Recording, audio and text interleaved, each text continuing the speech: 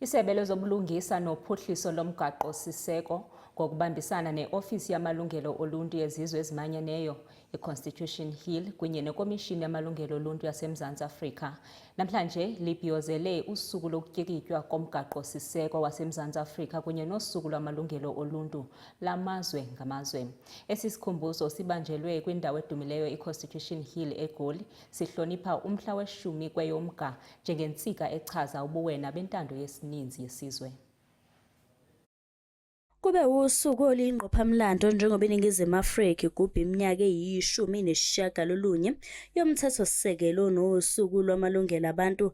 Ngaphambi kokuthi ngigeqa amagula, umvikeli womphakathi ube sehluba indlube ekhasini ngalesi sikhumbuzo. We know through painful experience that freedom is never voluntarily given by the oppressor. It is demanded by the oppressed. I unquote.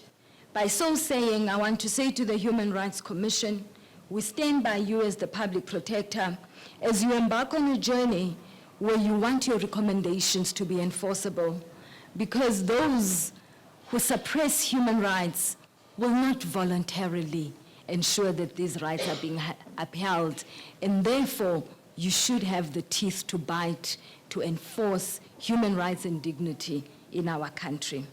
Khona manjalo kuzokhumbuleka umthethosisekelo waseNingizimu Afrika wamukelwa yisigungu somthethosisekelo ngomhla ziyisishiyagalombili kuNhlaba ka-1996 wabe usuqinisekiswa iNkantolo yoMthethosisekelo ngoMfumfu ka-1996.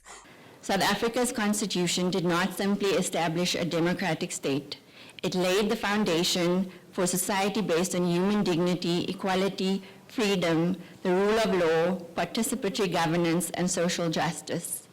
It is a living instrument, one that speaks not only to legal rights, but to the kind of society we aspire to build. It guarantees, and as the first of its kind, it guarantees socioeconomic rights, the immediately realizable right to education. It creates institutions like the Public Protector and the South African Human Rights Commission to protect rights, advance equality, and hold power accountable. Umthethosisekelo obalula isithunzi, ukungacwasi ngokobulili kanye nenkululeko. Ezindabeni zeSoweto TV, nginguNobuhle wakwaNdlovu, ngibika ngiseGoli.